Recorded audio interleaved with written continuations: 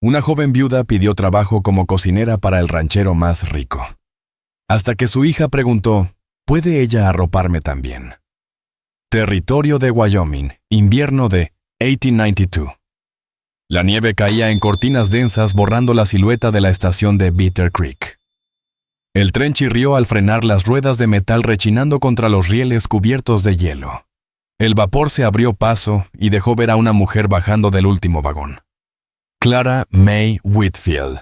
Tenía 26 años, vestía un traje de lana descolorido y remendado en los codos, las botas marcadas por demasiados caminos. Un chal delgado ceñía sus hombros anchos aunque el viento lo atravesaba sin piedad. En la mano derecha cargaba una maleta de madera su bisagra sujeta con mecate.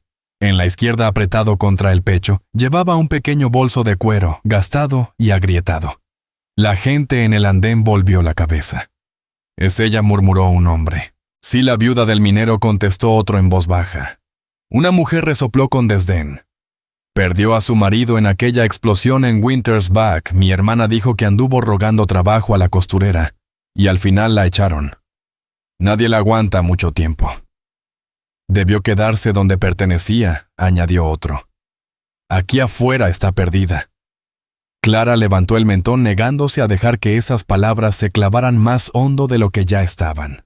Llevaba años viviendo entre susurros así, desde el día en que la mina se derrumbó, y el mundo enterró al hombre que amaba junto con ella. El recuerdo la atravesó de golpe, hombres tambaleándose entre el humo, la cara tiznada de hollín, uno alzando un farol, otro gritando el nombre de su esposo. Pero nadie lo devolvió.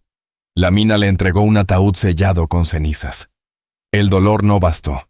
La familia de su marido, orgullosa y amarga, la rechazó.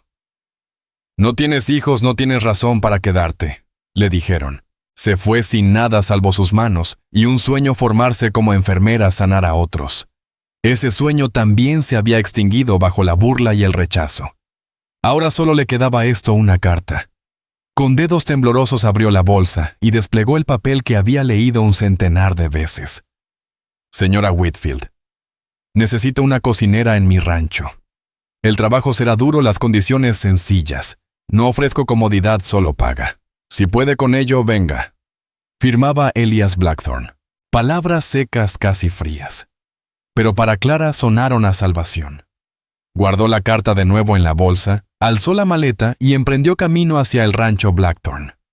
Atravesó senderos helados, el viento mordiéndole el rostro. Al fin, cuando el carro coronó la colina, el paisaje se abrió inmenso, campos blancos sin fin, una línea negra de pinos en el horizonte, y en el centro una casona erguida contra la tormenta. La casa era grande, vigas robustas, techo inclinado para resistir la nieve. A su lado, graneros y corrales. Más allá, sombras de ganado esparcido. No parecía un hogar, sino una fortaleza hecha para sobrevivir más que para acoger. Clara respiró hondo, bajó del carro y caminó hacia la puerta.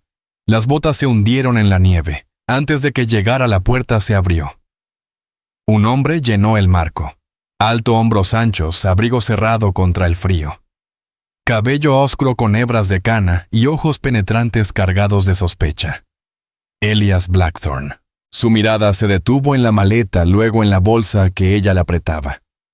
Apenas un instante para medirla, no para recibirla. El silencio se impuso, roto solo por el silbido del viento en los aleros. Al fin habló la voz plana, inflexible. «Contraté a una cocinera, no a una huésped». Las palabras azotaron como un látigo. Clara apretó más fuerte la maleta. Tragó el nudo de su garganta de pie, en el umbral de lo que podía ser su última oportunidad. La nieve se colaba entre ellos, pero ninguno se dio el paso. La cocina olía a humo y polvo. Telarañas en las esquinas del techo. Un fogón de hierro torcido contra la pared. Las bisagras chirriaron cuando Clara lo abrió, rígidas de óxido. En los estantes apenas platos de lata, casos abollados y unas cuantas cucharas gastadas. Ajustó mejor el chal sobre los hombros y dejó la maleta junto al mostrador. Sacó harina, un manojo de frijoles secos y unas raíces de la alacena. Estaba decidida. Aquella sería su primera cena en esa casa y debía probar que merecía quedarse. Sus dedos se movían rápido cortando zanahorias, rebanando cebollas. Añadió agua a la olla y la puso sobre el fogón. Las flamas chisporrotearon lamiendo sus nudillos enrojecidos. Revolvió tratando de darle vida al guiso, pero calculó mal el fuego. La leña ardió demasiado. El caldo hirvió, el humo comenzó a subir. Clara tosió abanicando el aire con el delantal. Levantó la tapa demasiado tarde. El fondo se había pegado, un olor amargo inundó el cuarto.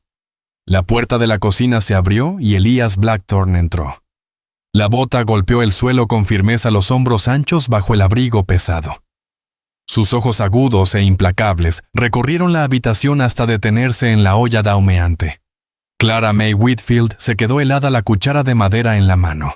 La voz de Elias Blackthorne fue baja, serena, pero cada palabra cortó como navaja.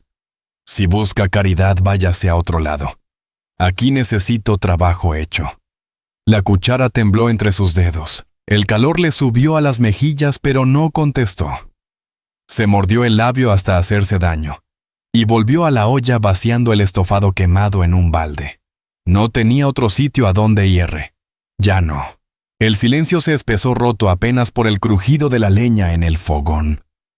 Clara empezó de nuevo. Peló papas, las cortó con golpes firmes. Las manos le temblaban, pero siguió sin detenerse, decidida a no dejar que él notara su miedo. Cuando al fin puso la nueva olla sobre el fuego, Elías ya estaba recargado en el marco de la puerta, brazos cruzados. No dijo nada más, pero la desaprobación en su mirada la siguió como sombra. Luego se fue. Clara soltó el aire contenido. Miró alrededor de la cocina, paredes desnudas, sin cortinas ni flores, sin nada de ternura ni gracia. Un cuarto hecho solo para la necesidad, igual que el hombre mismo. Más tarde, mientras llevaba una bandeja con pan y frijoles al comedor, alcanzó a ver por la ventana el rancho en penumbra. Afuera los hombres trabajaban hasta el último rayo de luz, acarreando heno, remendando cercas, metiendo caballos a los establos. Ni una mujer a la vista. Todo se movía como una máquina eficiente, pero sin calor humano. La puerta rechinó. Una figura pequeña apareció, pies descalzos, sobre las tablas, rizos castaños cayendo sobre unos ojos enormes. Emmylou Blackthorne, con apenas 4 años, abrazaba una muñeca de trapo contra el pecho y se asomó a la cocina. Su voz sonó baja, tímida, pero cargada de curiosidad. ¿Te vas a quedar? Clara se inclinó sorprendida. Los ojos de la niña estaban tan abiertos, tan llenos de algo que hacía años no veía esperanza. Antes de que pudiera responder, otra voz cortó el aire. Ella solo cocina. Eso es todo. Elías estaba detrás de su hija, el rostro impenetrable como piedra. Los hombros de Emmylou se encogieron un poco, pero no apartó la vista de Clara. Ella tragó saliva, volvió al fregadero y se puso a tallar la olla chamuscada. Le dolían las manos, pero frotó hasta que el metal brilló tenuemente. Cuando miró por encima del hombro, la niña seguía allí, muñeca en brazos, observándola con paciencia. Y por primera vez ese día, Clara sintió un hilo delgadito de pertenencia tejido no por las palabras de Elias, sino por los ojos de una criatura que deseaba que se quedara. Clara se levantaba antes del amanecer, encendiendo el fogón mientras afuera el cielo todavía llevaba su manta de estrellas. Remendaba cortinas desgarradas, cosía los dobladillos flojos de las camisas de Elias, fregaba las paredes tiznadas de hollín, hasta que la madera mostraba otra vez su color claro. Poco a poco la cocina comenzó a cambiar, no con lujos, sino con el leve calor del cuidado de una mujer. Emmylou nunca estaba lejos. Cada mañana entraba descalza, con el cabello enredado, arrastrando su muñeca por un brazo. Se sentaba en el banquito mirando cómo Clara amasaba pan o revolvía la avena. «Cuéntame un cuento», decía insistente. Y Clara le contaba historias de su infancia, flores creciendo en grietas de piedra, pájaros que llevaban la voz de los mineros a sus familias. Emmylou escuchaba con los ojos brillando, y su risa rompía el silencio de la casa como el primer canto de la primavera. Elias lo notaba. Rara vez hablaba, pero cuando pasaba por la cocina y oía reír a su hija, su paso se volvía más lento. Miraba adentro, veía a Clara inclinada sobre la mesa con Emmylou a su lado, y luego seguía sin decir palabra. Las noches eran más tranquilas, Clara junto al fogón surciendo calcetas, Elías fumando su pipa en el porche, y aún en silencio la casa se sentía menos vacía. Una noche, cuando las lámparas parpadeaban bajas y el viento golpeaba las contraventanas, Elías cargó a su hija por la escalera. Clara quedó abajo recogiendo la mesa. Escuchó el crujir de pasos sobre su cabeza y luego el murmullo suave de un padre. «Buenas noches, mi niña». Hubo una pausa. Después, la súplica pequeña de Emmylou descendió por la escalera como piedra rompiendo el vidrio. «Papá, ¿puede ella arroparme también?». Arriba Elías se detuvo. La mano quedó suspendida sobre la colcha, el corazón golpeándole fuerte. Miró a su hija los ojos redondos y encendidos, llenos de un anhelo más hondo que cualquier palabra. En esa mirada vio no solo deseo, sino una herida que él nunca podría sanar solo. El hambre de un toque materno. El pecho se le apretó. Llevaba años encerrado sepultando su dolor en trabajo y silencio. Pero allí estaba otra vez vivo en los ojos de su hija. «Ella solo está aquí para cocinar», dijo al fin. Su voz seca, cortante, como si negar a la niña fuera negar lo que se agitaba dentro de él. El rostro de Emmylou se apagó. Giró la cara hacia la almohada. Clara, a medio camino en la escalera con una sábana doblada en los brazos, había escuchado cada palabra. El rechazo no era para ella, y aún así ardía. Se quedó inmóvil hasta oír los pasos de Elías alejándose de la recámara. Luego volvió despacio a la cocina. Dejó la sábana doblada sobre la mesa. Apretó con fuerza las palmas contra la madera áspera. El corazón le retumbaba en el pecho. Ella solo está aquí para cocinar. Las palabras se repetían en su mente filosas como vidrio roto. Se decía a sí misma que no debía esperar nada más. Era una viuda sin destino, agradecida siquiera por tener techo y 3 comidas. Aún así, el dolor seguía allí. Esa noche, recostada en el catre angosto junto a la despensa, Clara May Whitfield miró las vigas bajas del techo oyendo el aullido del viento afuera. «Quizás solo soy una sirvienta aquí», pensó con amargura. «Tal vez es lo único que merezco.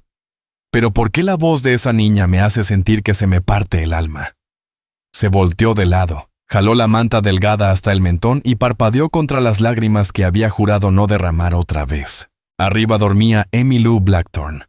Pero Clara sabía que el eco de esa súplica, «¿Puede ella arroparme también?», no la abandonaría pronto. La noche estaba densa de silencio hasta que el llanto de Emmylou lo rompió todo. Clara saltó de su catre y corrió. Encontró a la pequeña retorciéndose en la cama, mejillas rojas, el cabello pegado a la frente, respirando agitada y demasiado rápido. Elías Blackthorne ya estaba allí dando vueltas junto al lecho, con una palangana de agua fría en las manos. Los movimientos duros, la voz quebrada por el miedo. «No sé qué hacer», murmuró. Sumergió la tela, la retorció y la puso torpemente sobre la frente de la niña. Ella gimió apartando el rostro.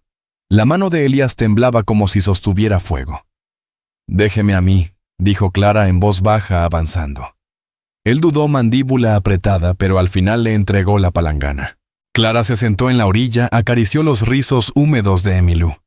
Mojó un paño en agua tibia que había hervido antes, lo exprimió con cuidado y lo colocó en la frente de la niña con la dulzura de quien sabe lo que hace. «Debe ser tibia», explicó sin mirarlo. El agua helada sacude al cuerpo cuando ya está luchando. Elías no contestó. Cruzó los brazos como si intentara contener su propia impotencia. Durante horas, Clara trabajó sin descanso cambiando paños, preparando una infusión de manzanilla con corteza de sauce, logrando que la pequeña bebiera sorbo a sorbo, aun con los labios resecos. Cuando la fiebre volvió a subir, Clara se sentó atrás y comenzó a cantar. Su voz baja y firme se deslizó en el aire como un hilo de luz. Era un himno viejo que su madre le cantaba de niña, melodía nacida de un tiempo anterior a la tristeza. Elías permaneció en el umbral, su figura alta llenando el pasillo. No entró. Apoyó una mano en el marco, su sombra alargada en la pared, y escuchó. El sonido se le coló en el pecho, hurgando en las grietas de un corazón enterrado bajo años de silencio. Su casa había sido un sepulcro, cada ruido, un recuerdo de lo perdido. Pero esa noche volvió a escuchar vida. Los labios se le entreabrieron, y susurró sin quererlo. Había olvidado cómo sonaba una canción de cuna. Clara no respondió. Siguió cantando, la mano sobre la de Emmylou, los ojos fijos en el rostro febril. Poco a poco la respiración de la niña se hizo pareja, el sudor le perló la frente y la fiebre cedió. Sus deditos se aferraron a la falda de Clara, como anclándose en aquella voz. Elias se quedó en la puerta, aun cuando la niña ya dormía. Cuando la canción terminó, Clara se inclinó agotada y se quedó dormida apoyada al borde de la cama, aún con la mano de la niña entre las suyas. El cabello oscuro le cubría el rostro, los hombros subían y bajaban con el peso del cansancio. Elías la observó largo rato. Algo desconocido le revolvió por dentro, una ternura que no se había permitido en años. Caminó despacio hacia ella. Las botas no hicieron ruido sobre la alfombra. Tomó la manta del pie de la cama, la levantó y la colocó sobre los hombros de Clara. Sus dedos se quedaron un instante más rozando la tela junto a su mano. La miró, el rostro dormido, el cuerpo doblado entre agotamiento y entrega. Las líneas duras de su cara se suavizaron. Por primera vez desde que enterró a Ruth Ann Blackthorne, Elias dejó que un destello de calidez asomara en sus ojos. Luego se apartó dejando la luz de la lámpara parpadear sobre la mujer y la niña, a quienes ella había protegido como si fueran las únicas dos llamas encendidas en una casa olvidada por la música. El viento se levantó de golpe. Un instante el campo estaba quieto bajo el cielo pálido, y al siguiente el horizonte se oscureció arremolinado de polvo y tierra. El rugido creció sacudiendo postigos, golpeando tablas sueltas en el granero. Clara estaba en el patio con Emmylou, que corría detrás de un gatito hacia los establos. «¡Regresa, mi niña!», gritó Clara acelerando el paso mientras las piernitas de Emmylou se internaban en la sombra del granero. La tormenta cayó con furia. El viento aullaba como bestia desatada arrancando tejas del techo. Las puertas del granero se abrieron de golpe, succionadas por la ráfaga. Clara rodeó con los brazos a Emmylou apretándola contra el pecho. El gatito desapareció en la oscuridad, su maullido ahogado por el estruendo. «¡Quédate conmigo!», susurró con fiereza tratando de resistir la ráfaga cargada de polvo. Pero entonces se oyó el crujido. Las vigas gimieron sobre sus cabezas. Un crujido seco partió el aire. La pesada trave cedió y cayó de golpe. Clara May Whitfield empujó a Emmylou Blackthorne bajo su cuerpo y se lanzó encima de la niña braceando contra el impacto. La madera se estrelló sobre su hombro clavándola al suelo. El dolor le atravesó como fuego, pero no soltó a la pequeña protegiéndola con todo lo que tenía. «¡Papá!», gritó Emmylou, su voz ahogada contra el vestido de Clara. «¡Ayuda, estamos aquí!», clamó Clara con la garganta desgarrada por el viento. El vendaval devoró sus palabras, pero volvió a gritar, la garganta ardiendo, los pulmones llenos de polvo. Los brazos le temblaban por el peso, pero no cedió. Afuera, Elias Blackthorne vio cómo el granero se inclinaba y se partía. Se lanzó de cabeza en medio de la tormenta, los ojos ardiendo, el abrigo golpeando su espalda. Emmylou rugió aunque el viento casi le arrancaba el nombre de los labios. Empujó entre los tablones volando, adentrándose en el caos del granero que se desplomaba. Las sombras lo tragaron, pero afinó el oído entre el estruendo. Entonces la escuchó el grito de Clara. Se abrió paso a trompicones sobre maderas caídas hasta que sus manos toparon la viga que la atrapaba. Debajo el rostro de Clara estaba cubierto de polvo, los brazos tensos rodeando a la niña contra su pecho. Por un instante, la escena lo paralizó. Su hija temblando, Clara sangrando en la sien sin moverse para que la niña no soportara el peso. Elías rugió y se encajó bajo la trave. Los músculos se le tensaron, las venas hinchadas en el cuello. Con un brío que no sabía que aún tenía, levantó la madera y la lanzó a un lado. Emmylou se lanzó a sus brazos sollozando. Elias la abrazó fuerte, hundiendo el rostro en su cabello, respirándola como si la hubiera recuperado del abismo. Luego se volvió hacia Clara, todavía de rodillas, los hombros sacudidos. La levantó de un tirón pegándola contra su pecho, como si también ella fuera la cuerda que lo mantenía con vida. Su voz se quebró cruda y sin defensas. «No puedo perderla», susurró ronco, apretando a Emmylou con un brazo y a Clara con el otro. «Ni a ti tampoco». Sus ojos ardían al mirarla. Por primera vez no hubo mando ni distancia en su voz, sino miedo. Y algo más temblando en lo hondo. Clara parpadeó entre el polvo atónita por esas palabras, demasiado conmovida para responder. Elías arrancó su abrigo y lo envolvió alrededor de ambas, estrechándolas contra su pecho ancho, cubriéndolas de la tormenta que aún aullaba afuera. Y allí entre las ruinas del granero, con el viento rugiendo y el polvo arremolinado, Elías sostuvo a su hija y a la mujer que la había salvado. Le temblaban los brazos no por el frío, sino por la certeza terrible de lo cerca que estuvo de perder a las únicas dos almas que aún podían reclamar su corazón. Los días después de la tormenta transcurrieron más quedos, como si la tierra misma recuperara el aliento. El granero yacía hecho trizas vigas desperdigadas como huesos rotos sobre la tierra helada, pero dentro de la casa un cambio había comenzado invisible y profundo.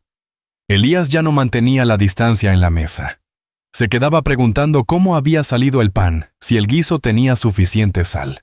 Compartía pedacitos de su jornada, cuántas reses se habían desviado, cómo los hombres refunfuñaban por reparar cercas bajo el frío. Su voz seguía firme, pero ya no cortaba. A veces hasta dejaba escapar una sonrisa cuando Emmylou reía demasiado alto, o cuando Clara regañaba suave a la niña por derramar la leche. Emmylou florecía en ese calor nuevo. Se aferraba a Clara con más desparpajo, jalándola a sus juegos, exigiendo cuentos junto al fuego. Y en las noches, cuando Elías volvía del corral, solía detenerse un instante al verlas inclinadas sobre un libro de estampas, el brazo de Clara alrededor de la pequeña. No decía nada, pero sus ojos se quedaban más tiempo como si quisiera grabar la escena en la memoria. Una tarde, doblando sábanas en el pasillo, Clara abrió un cajón que nunca había tocado. Bajo una pila de camisas halló un trozo de tela. Lo levantó con cuidado, un pañuelo de lino fino, orillas bordadas en azul. En la esquina, en letra delicada, estaba el nombre: Ruth Ann Blackthorne. El aliento se le cortó. Pasó los dedos sobre la tela, sintiendo el fantasma de otra vida en cada puntada. Por un momento pensó en devolverlo, como si hubiera profanado algo sagrado. Detrás de ella la voz de Elías llenó el silencio. «Lo encontraste». Clara se giró sobresaltada. Él estaba en la puerta, las manos a los costados, la mirada fija en el pañuelo. «Debí guardarlo hace mucho», dijo quedo. «Pero no pude. Pensaba que si lo hacía sería como traicionarla, como si amar de nuevo significara olvidarla». Sus ojos se alzaron a los de Clara sin defensa alguna, y sus palabras cayeron con un peso que detuvo el aire mismo. «Creí que soltar era traicionarla, pero quizás significa aprender a amar otra vez». La garganta de Clara se cerró. Sintió la vieja punzada en el pecho, la que la había acompañado por años. Abrazó el pañuelo contra su corazón y murmuró suavemente. «Tu hija ya lo sabe», dijo Clara con voz queda. «Ella me eligió antes que tú». Por un largo momento Elías Blackthorne no respondió. Solo se oía el crujir tenue del fuego en la planta baja y a lo lejos la risa de Emmylou Blackthorne, resonando desde su cuarto. Entonces él dio un paso al frente. Con lentitud, como si dudara de su derecho, alargó la mano hacia la de Clara May Whitfield. Sus dedos ásperos, endurecidos por años de trabajo, la tocaron con un cuidado reverente. Cerró su palma sobre la de ella, firme, constante. Clara dejó que las lágrimas corrieran al fin, no de tristeza, sino de la certeza callada, de que por primera vez no estaba sola cargando el peso de su corazón. Elías sostuvo su mirada, y en aquel silencio nació una promesa nueva, no para borrar lo perdido, sino para seguir adelante con lo que aún quedaba. La primavera trajo olor a lilas y polvo, mientras la gente se reunía en la plaza. Linternas colgaban de ruedas de carreta y postes de cerca. Los violines se afinaban, las botas golpeaban la tierra apisonada, y la risa llenaba la noche. Era la primera fiesta tras el largo invierno, y todos parecían ansiosos por sacudirse el frío. Elías nunca fue hombre de multitudes. Se mantenía rígido al borde del gentío, su figura proyectando una sombra alargada bajo la luz de las lámparas. A su lado Clara alisaba el dobladillo de su vestido sencillo de algodón. El color era apagado, sin destacar, pero la manera en que llevaba los hombros erguidos y la mirada encendida de fuego sereno hacía que muchos se volvieran a mirarla. No había sido idea de Elías asistir. Emmylou lo había suplicado tirando de su manga hasta que cedió. «Papá, ven conmigo», Y trae a la señorita Clara también había implorado. Ahora la niña corría hacia un grupo de chamacos persiguiéndose entre los fardos de heno, su risa elevándose sobre la música. Elías permanecía incómodo observando el vaivén de faldas y botas. Al cabo de una larga duda se volvió hacia Clara. Le costó tragar antes de hablar.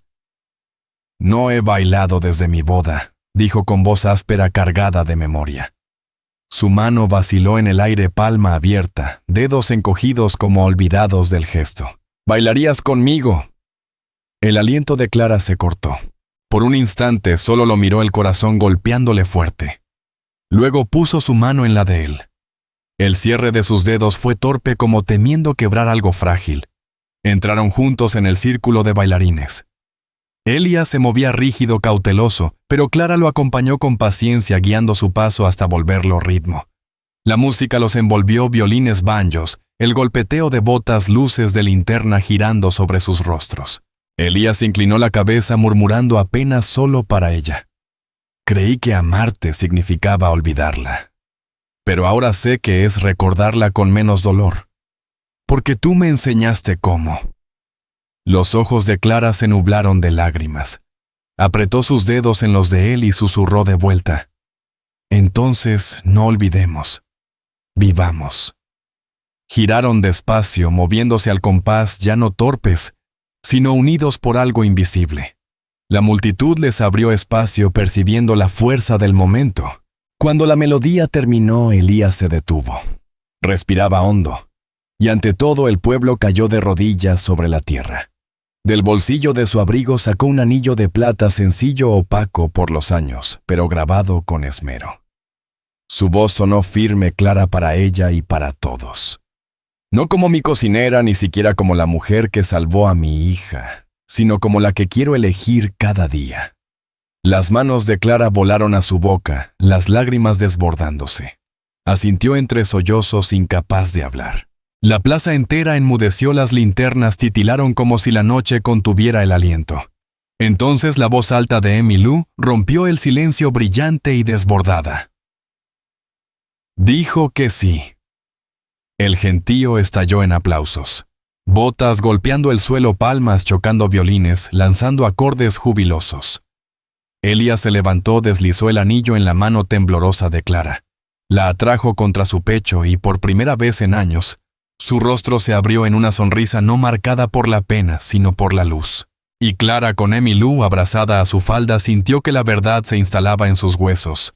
No era compasión ni lástima, era elección. Y al fin, era suya. Los años suavizaron la tierra, y con ellos el propio rancho Blackthorn. Donde antes reinaba el silencio, ahora voces llenaban el patio.